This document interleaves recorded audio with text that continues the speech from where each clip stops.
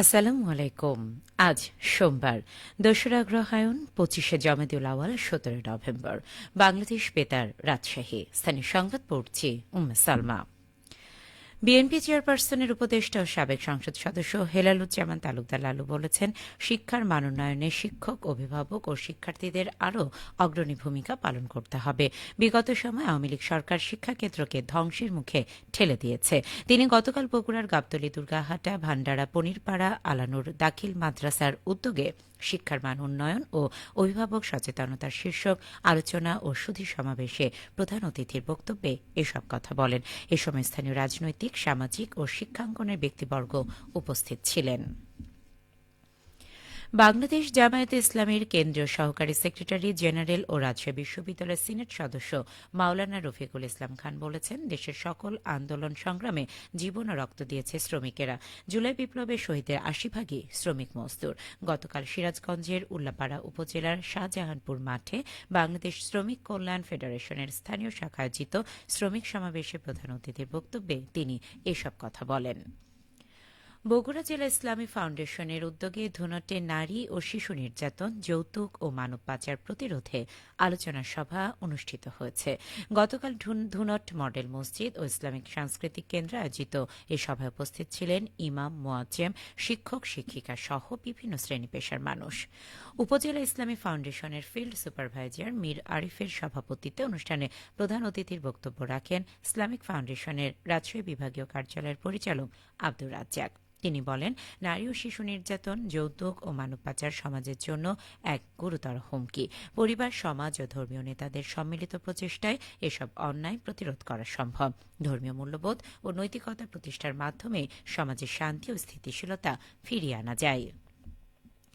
বাঙালির ইতিহাস, ঐতিহ্য ও গ্রামীণ সংস্কৃতিকে নতুন প্রজন্মের কাছে তুলে ধরতে রাজশাহী বিশ্ববিদ্যালয়ের কৃষি অনুষদে উৎসবমুখর পরিবেশে নবান্ন উদযাপন অনুষ্ঠিত হয়েছে। গতকাল অনুষদের প্রদর্শনী প্লটে প্রতীকী ধান কাটার মধ্য দিয়ে উৎসবের উদ্বোধন করা হয়। ধান কাটার শেষে শিক্ষার্থীরা নিচে গিয়ে শোভাযাত্রা নিয়ে অনুষদের প্রধান ফটকের সামনে আসেন। সেখানে পিঠা মেলার আনুষ্ঠানিক উদ্বোধন করা হয়। পরে বর্ণাঢ্য শোভাযাত্রাটি ক্যাম্পাসের বিভিন্ন সড়ক প্রদক্ষিণ করে কৃষি অনুষদ এলাকায় এসে শেষ হয়। শিক্ষক শিক্ষার্থীরা জানান, বাংলাদেশের সমৃদ্ধ গ্রামীণ ঐতিহ্যকে শিক্ষার্থীদের কাছে পরিচিত করা এবং নিজেদের শিকড়ের সঙ্গে সংযুক্ত রাখাই তাদের আয়োজনের প্রধান উদ্দেশ্য। নবান্ন উৎসবকে কেন্দ্র করে ১৫টি স্টলে সাজানো হয় প্রায় ১.৫ শতাধিক ঐতিহ্যবাহী পিঠা। এদিকে বগুড়ার পুরাতন শিল্পকলা একাডেমি মিলনায়তনে আমরা কজন শিল্পী গোষ্ঠী ও হৃদ্য সৃজনের উদ্যোগে নবান্ন উৎসব নতুন ধানে ভাত রেঁধেছি অনুষ্ঠিত হয়েছে।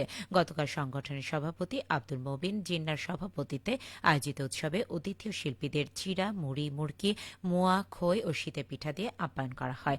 অনুষ্ঠানে প্রধান অতিথি ছিলেন আমরা কজন শিল্পী গোষ্ঠীর প্রধান উপদেষ্টা মোজাম্মেল হক। তিনি শিশু শিল্পীদের মুখে নতুন ধানের অন্ন তুলে দিয়ে উৎসবের উদ্বোধন করেন।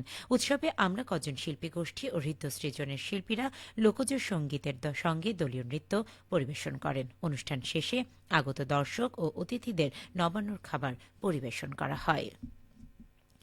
নাটোর জেলার ৫,০০০ ক্ষুদ্র ও প্রান্তিক কৃষকের প্রত্যেককে বোরো ধান চাষে প্রয়োজন উচ্চ ফলনশীল জাতের বীজ ও রাসায়নিক সার বিনামূল্যে প্রদান করবে সরকার। প্রায় ৩৮ লক্ষ টাকার এই প্রণোদনা প্রদান করার ফলে বোরো ধান চাষে কৃষকদের আগ্রহ বৃদ্ধির পাশাপাশি উৎপাদন বৃদ্ধি পাবে।